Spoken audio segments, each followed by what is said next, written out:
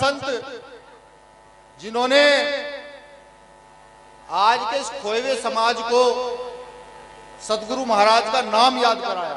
क्या नाम है उनका? सतगुरु स्वामी समनदास जी महाराज। सतगुरु समनदास जी महाराज। मैं उनके चरणों में नमन करता हूं, वंदन करता हूं। जितनी बार भी मैं सतगुरु महाराज से मिला तो हर बार पीठ पर 2 थपकी उन्होंने मारी और हर बार थपकी मारकर ये कहा, चल आगे बढ़ जा। जब भी चंद्रशेखर आजाद भाई उनसे मिले तो पीठ पर थपकी मारकर हमेशा ये कहा कि चलो आगे बढ़ो। आज एहसास होता है जब सत्संगों में जाता हूं, जब सतगुरु समनदास जी महाराज जी की प्रतिमा देखता हूं और उनके सामने झुककर नमन करता हूं कि उन्होंने सतगुरु रविदास जी महाराज का नाम आगे ही नहीं बढ़ाया, स्थापित भारत के साथ साथ न जाने कितने देश के अंदर सतगुरु महाराज का नाम स्थापित किया है। मैं उनको भी नमन वंदन करता हूं, उनके भी सम्मुख शीश झुकाता हूं। मेरा नमन वंदन मंच पर बैठे जितने हमारे गुरुगण हैं, जितने भी यहाँ मुख्य अतिथि आए हैं, मैं सबको नमन करता हूं, वंदन करता हूं।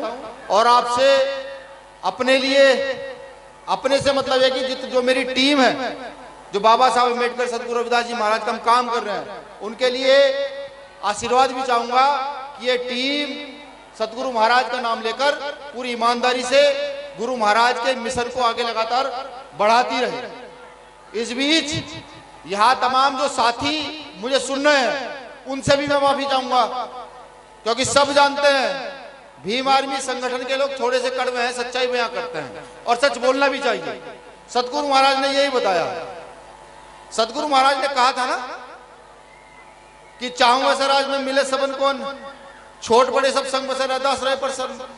आप क्या समझते इससे मुझे नहीं पता, लेकिन मैं इससे तो समझ पाया हूं पढ़ करके उनको, तो मैं ये समझ पाया हूं जो व्यवस्था इस देश में हजारों सालों से रही, जो व्यवस्था उस नीच की भावना रही, उस व्यवस्था को खत्म करने के लिए सतगुरु महाराज ने ये शब्द कहे होंगे उस समय पे, अब से 600-700 साल पहले के लगभग।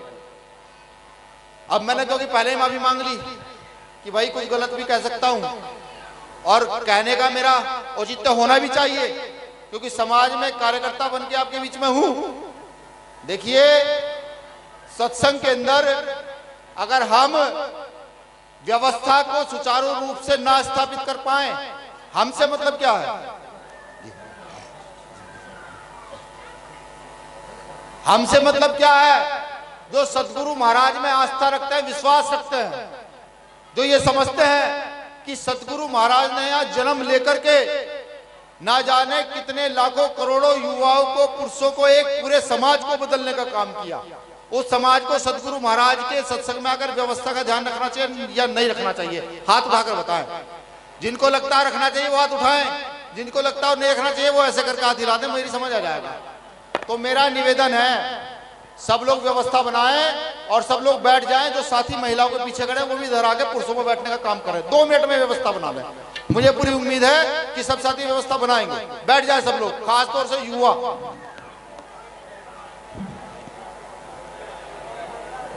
शुक्रिया, आप सभी का आभार, मेरे भाइयों का, पिता तुल्य जितने यहाँ साथी हैं सबका।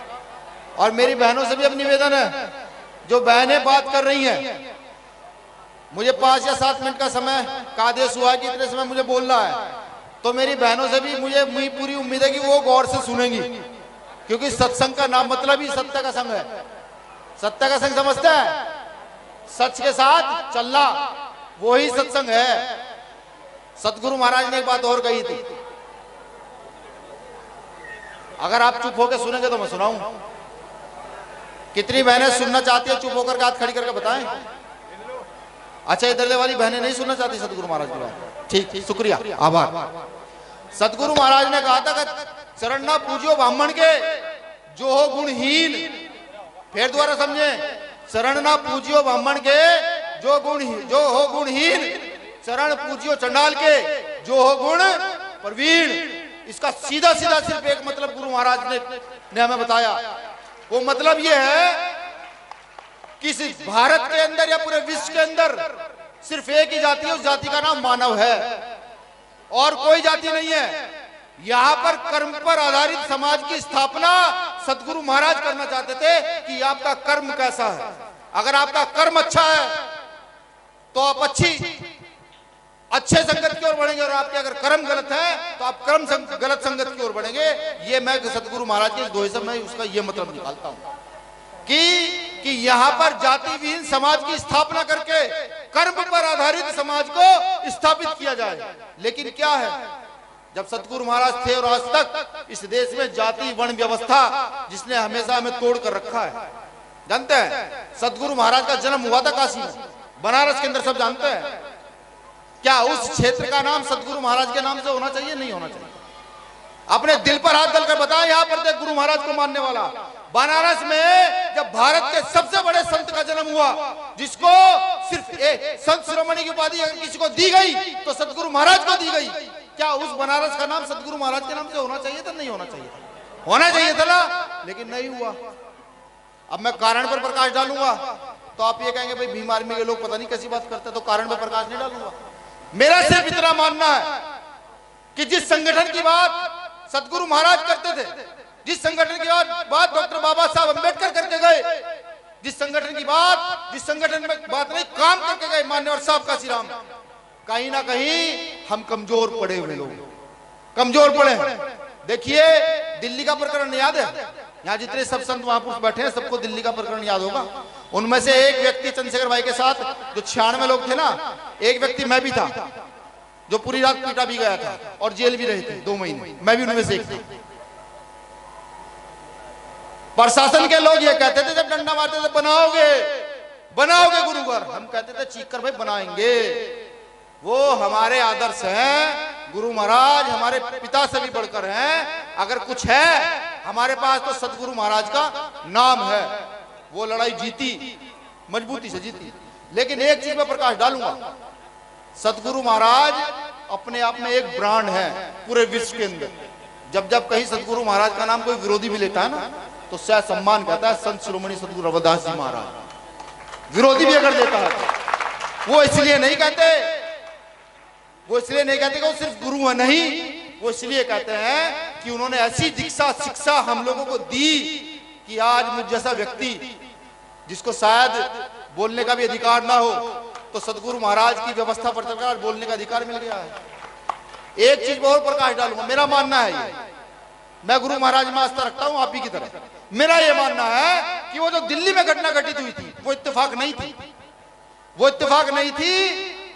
मुझे महसूस होता है कि अगर सतगुरु महाराज की कोई ताकत है, कहीं उनकी शक्ति है, तो वो ये जरूर सोचती होगी ये जो मेरा समाज है, जो बिखरा हुआ समाज रहा है, जो शोषित वंचित रहा है, ये टूट कर बिखर रहा है, इसको एक होने की जरूरत है। तब जाकर दिल्ली के अंदर उनकी छाती पर बुलडोजर चलाया गया था। और उस बुलडोजर चलने के बाद सब साक्षी हैं, जितने सब साथी हैं, उस बुलडोजर चलने के बाद भारत के सभी राज्यों के लोग दिल्ली के अंदर थे। 20 लाख से ज्यादा लोग दिल्ली के अंदर थे उस दिन, सब जानते हैं 20 लाख से ज्यादा लोग दिल्ली के अंदर थे। देखिए ताकत का निर्माण हुआ या नहीं हुआ, पूरा देश हिला या नहीं हिला। क्या सुप्रीम कोर्ट को अपना निर्णय वापस नहीं लेना पड़ा? लेना पड़ा। ये ताकत कहां से आई? अगर आप ये सोचते हैं ताकत कहीं और से आई, नहीं, जो गुरु महाराज ने कर्म की बात कही है, ये ताकत उसी कर्म से आई। हम सब लोग अपना घर छोड़कर दिल्ली गए थे मरने के लिए, ये हम लोगों को कर्म करने के लिए गए थे कि हम दिल्ली जाएंगे और अपना हक अधिकार वापस लेंगे। एक अधिकार वापस लिया हमने कि सिर्फ सुप्रीम कोर्ट का निर्णय हमने बदला, सिर्फ सुप्रीम कोर्ट का निर्णय बदला। लेकिन 700 साल पुरानी विरासत का मतलब समझते हैं आप क्या होता है? अगर 700 साल पुराना पत्थर मिल जाए ना, उसको पुरातत्व विभाग में रखा जाता है, उसकी जांच होती है और वो म्यूजियम में सजाया जाता है, शीशे के घर बना करके उसमें रख दिया जाता है और विदेश के लोग उसको देखने आते हैं। 700 साल पुरानी विरासत तुगलकाबाद दिल्ली के अंदर, जहां कम से कम 2000 करोड़ का गुरु घर तैयार होना चाहिए, नहीं हो पाया। इसलिए एक तो हमारे निकम्मे लोग क्या कहूं, हमारे निकम्मे जो नेता हैं वो इस चीज की आवाज नहीं उठा सकते, बिल्कुल नहीं उठा सकते। मैं कहता हूं अगर 700 साल पुरानी धरोहर किसी और की होती तो वहां तक 2000 की जगह 5000 करोड़ का सिस्टम तैयार कर दिया जाता, लेकिन नहीं हुआ। ये नहीं हुआ, ये हम लोगों को दर्द होता है जब सोचते हैं ये करेंगे एक दिन। सतगुरु महाराज का आशीर्वाद रहा और जिंदा रहे तो करेंगे, एक इतने भव्य गुरु घर का निर्माण करेंगे जो भारत में नहीं पूरे विश्व में विश्व प्रसिद्ध होगा। ये हम लोगों का मानना है और मुझे पूरी उम्मीद है कि जिस सदगुरु महाराज का आशीर्वाद लेकर के, आप सबका आशीर्वाद लेकर के हम इस काम को कर रहे हैं, एक ना एक दिन हम ना कर पाए, हमसे आने वाली पीढ़ी करे, लेकिन इस काम को करेगी। जब अमेरिका से और फ्रांस से फोन आते हैं कि भैया भारत में क्या चल रहा है, अभी जो लाइव मेरे चल रहे हैं या जो फोटो डलेंगे यहाँ पे, तो ये विदेशों तक जाएंगे, उनको पता लगेगा कि सदगुरु महाराज का कारवां बहुत तेजी से बढ़ रहा है। और गुरुजी, मैं एक बात और बताऊं कि मात्र और मात्र सिर्फ सत्संग, सदगुरु महाराज के सत्संग एक ऐसा हमारे पास माध्यम रह गया है जहां हमारी शक्ति का निर्माण होता है और ताकत का निर्माण होता है। ये जो यहाँ सब बैठे हुए हैं, ये हमारी एक ताकत है, सामूहिक ताकत। ये लगातार बनती रहनी चाहिए। घर से एक एक रुपया इकट्ठा करके, 100 ग्राम चावल इकट्ठा करके, ये ताकत लगातार चलती रहनी चाहिए। हर दिन किसी न किसी जिले, किसी न किसी गांव में, छोटे बड़े स्तर पर सदगुरु महाराज का नाम पूरी ताकत से लिया जाना चाहिए, बिल्कुल लिया जाना चाहिए। क्योंकि बाबा साहब अम्बेडकर ने भी सदगुरु महाराज को पढ़ा जरूर होगा। जिस व्यक्ति ने पूरे विश्व के संविधान पढ़े, सारे महापुरुष पढ़े, तो सदगुरु महाराज को जरूर पढ़ा होगा। तभी संविधान में समता, समानता और समानता की बात डॉक्टर बाबा साहब अम्बेडकर करके गए। अरे जो मेरी बहनें बैठी हुई है ना आज यहाँ, अगर आपको अधिकार कोई, आपके अधिकार कोई निश्चित इस देश में करके गया है तो उनका नाम डॉक्टर बाबा साहब अम्बेडकर है। अगर आपको किसी को मानना है, पूजना है, तो एक शख्सियत तो वहां बैठी हुई है जिनको मूर्तियों में खोज रहे नहीं, उनकी वाणियों में उनको खोजिए। एक शख्सियत वो देखिए जिन्होंने इस बिखरे हुए समाज को एकजुट करने का काम किया, स्वामी समनदास जी महाराज और बाबा साहब अम्बेडकर, जिन्होंने अधिकार दे करके हमको सदगुरु महाराज के बड़े बड़े सत्संग करने का अधिकार दिया, खड़े होकर बोलने का अधिकार दिया और एक नई ताकत का निर्माण दिया। मैं चाहूंगा यहाँ बैठे तमाम संतों महापुरुषों से कि वो हम पर ऐसे ही आशीर्वाद बनाए रखें और हमारे कार्यकर्ता को लगातार पीठ थपथपा करके, जैसे हमारे गुरु समनदास जी महाराज हमारी पीठ थपथपा करके हमें आगे बढ़ाया करते थे, उसी प्रकार से आप भीम आर्मी के कार्यकर्ताओं को आगे बढ़ाते रहें। क्योंकि हमने रुकना नहीं सीखा, हमने झुकना नहीं सीखा, हमने बिकना नहीं सीखा। अगर कुछ सीखा है तो सम्मान से जीना सीखा है, यही हमने सीखा है। और मुझे पूरी उम्मीद है यहाँ बैठी हुई जो संगत है, जिसमें कुछ मेरी बहनें होंगी, कुछ माएँ होंगी, कुछ मेरी बेटी के जैसी होंगी, कुछ मेरे पिता तुल्य लोग होंगे, कुछ मेरे भाई जैसे लोग होंगे, वो सब लोग इस पीड़ा को समझने का प्रयास करेंगे। गुरु महाराज को सही से समझिए। सत्संग में बैठते तो सत्संग से कुछ लेकर जाइए, सत्संग में आए तो सत्संग में कही गई वाणियों को सुने, उनका मतलब यहाँ पर बैठे महापुरुषों से सुने। यहाँ अधिकतर महापुरुषों को मैं जानता हूँ जो आपको वाणियों के साथ साथ उनका मतलब भी कई कई घंटे समझा सकते हैं। उनको समझें और समझने के बाद अपनी आने वाली नस्लों को उनको बताना स्टार्ट करें। आज सिर्फ इतना काम खत्म नहीं हो जाता कि आज सत्संग किया और घर जाए भूल जाए, नहीं। जो सत्संग से सुनकर जाएंगे तो प्रण लेकर जाइए कि वो हम अपने बच्चों को बताएंगे, अपनी आने वाली औलादों को बताएंगे। जो आज बच्चे 5 साल के 10 साल के, उनको बताएंगे कि आज सत्संग में हम ये सुन करके आए हैं। देखिए सतगुरु महाराज का नाम कितना बड़ा होगा। सतगुरु महाराज को विश्व के 54 से ज्यादा देशों में माना जाता है, 54 से ज्यादा देशों में। अब समझिए, एक ऐसे सतगुरु जिनको शिरोमणि की उपाधि प्राप्त है, पूरे विश्व में जिनको जाना जाता है, हम उनके कुल के लोग हैं। ये शायद गलत हो सकता है, लेकिन मेरा मानना यही है कि हम सतगुरु महाराज के कुल के लोग हैं। ये हमारे लिए गौरव की बात है, ये हमारे सीने को चौड़ा कर देती है जब हम इस बात को सोचते समझते हैं। तो सतगुरु महाराज का जो कारवां, मैं आंदोलन कहूंगा, जो आंदोलन लगातार हमारे महापुरुष चला रहे, इस आंदोलन में अपनी सहभागिता दीजिए। यार दोस्त रिश्तेदार जहां जहां भी आपकी जान पहचान है, वहां सबको लाइए, सत्संग में बिठाइए और एक अच्छा मार्गदर्शन यहां से लेकर के जाइए। मुझे पूरी उम्मीद है कि मेरी कई बातों पर मेरे भाई, खासतौर से नौजवान, अमल जरूर करेंगे।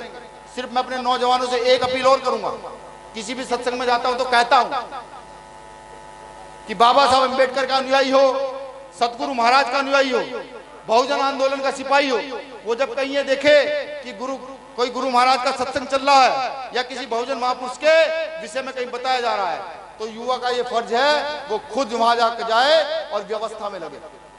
व्यवस्था में लगे, वहां बैठने के चक्कर में न रहे, वो व्यवस्था में लगे कि कौन आएगा, कौन जाएगा, कौन कौन महापुरुष आएंगे और कैसे कैसे हमारी बेटियां महिलाएं बैठेंगी, कैसे कैसे हमारे बुजुर्ग आकर के बैठेंगे। ये जिम्मेदारी अपने कंधों पर उठाए, इसके लिए कोई निमंत्रण नहीं मिलेगा। अगर आप सोचते कोई निमंत्रण देगा, नहीं, निमंत्रण नहीं देगा, क्योंकि जहां अनुशासन वहां शासन, बिना अनुशासन के शासन नहीं। तो अनुशासन अत्यधिक आवश्यक है। अनुशासन अपने आप स्थापित करना शुरू कर दें। अब देखिए, अगर आपने अनुशासन स्थापित करना शुरू कर दिया ना, तो इस देश की व्यवस्था कैसे बढ़ेगी। आज एक साथी से बात हो रही थी, वो मुझे कहने लगा, भैया अमीर होने के टिप्स क्या हैं, आदमी अमीर कैसे हो सकता है। हमने उसको कहा, भैया एक सब्जी की ठेली लगाने वाला व्यक्ति अमीर हो सकता है। उसने पूछा कैसे। हमने कहा, कोई भी व्यक्ति किसी भी देश में अमीर तब होता है जब उस देश के ज्यादा से ज्यादातर लोग उससे सामान खरीदना शुरू कर दें। इस देश में आबादी में कौन ज्यादा है, बताइए कौन ज्यादा है। अरे हम ही तो ज्यादा हैं। जब इस देश में आबादी में हम ज्यादा हैं, तो यहाँ ताकतवर कौन होने चाहिए, हम लोग। यहाँ व्यवस्था किसकी होनी चाहिए, हमारी। लेकिन यहाँ विपरीत है, यहाँ विपरीत है। देखा है आपने, बहुत सारी सदगुरु महाराज की जयंतियों में शोभा यात्राएं रोकी जाती हैं, बाबा साहब अम्बेडकर की शोभा यात्राएं रोकी जाती है। कभी सोचने का प्रयास किया क्यों, किस लिए, और किसी की तो नहीं रुकती है। विचार कीजिएगा, सदगुरु महाराज का सत्संग है। मैं पुनः सब लोगों को नमन वंदन करता हूँ। स्वामी समनदास जी को नमन वंदन करता हूँ, गुरु महाराज जी को नमन वंदन करता हूँ। एक जयकारा सतगुरु महाराज का लगा दीजिए, उसके बाद 4 लाइनों से मैं अपनी बात खत्म कर दूंगा। जयकारा वो होना चाहिए कि यहाँ से सहारनपुर तक कम से कम आवाज चली जाए, प्रशासन को पता लगे कि एक भव्य गांव में गुरु महाराज का सत्संग हो रहा है। संत शिरोमणि सतगुरु रविदास जी महाराज की जय। अच्छा, कुछ बहनों के हाथ नहीं उठ रहे हैं, नहीं उठ रहे ना, ईमानदार से बताइएगा, नहीं उठ रहे ना। देखिए, सबके हाथ उठने चाहिए। सतगुरु महाराज का जयकारा मेरा तो मन पवित्र कर देता है जब मैं उनका नाम लेता हूँ। संत शिरोमणि सतगुरु रविदास जी महाराज की जय। संत शिरोमणि सतगुरु रविदास जी महाराज की जय। चंद लाइनों से अपनी बात खत्म कर दूंगा। बात समझने का प्रयास कीजिएगा, हम लोगों के विषय में ही सतगुरु महाराज से सीखिए। साथियों, हम तो फकीरी मिजाज रखते हैं, अपनी ठोकरों में ताज रखते हैं। साथियों, हम तो फकीरी मिजाज रखते हैं, अपनी ठोकरों में ताज रखते हैं। भीम आर्मी के लोग कल की परवाह नहीं करते दोस्तों। भीम आर्मी के लोग तो अपनी मुट्ठी में आज रखते हैं, अपनी मुट्ठी में आज रखते हैं, अपनी मुट्ठी में आज रखते हैं। भीम आर्मी के प्रत्येक कार्यकर्ता का जीवन, भीम आर्मी के प्रत्येक कार्यकर्ता का जीवन अपनी बहन बेटियों की सुरक्षा के लिए, अपने समाज की सुरक्षा के लिए, अपने संतों गुरुओं के द्वारा चलाए गए आंदोलन को सुचारू रूप से चलाने के लिए समर्पित है। और जब तक भीम आर्मी का कार्यकर्ता जिंदा है, तो आप लोगों को मैं निश्चित कर दूं कि हम अपने खून के लहू से भी इस आंदोलन को, सतगुरु महाराज के आंदोलन को, बाबा साहब अम्बेडकर के आंदोलन को इसी मजबूती से चलाएंगे। शुक्रिया। जय भीम, जय भीम आर्मी, जय संविधान, जय भारत। सतगुरु रविदास जी महाराज की जय।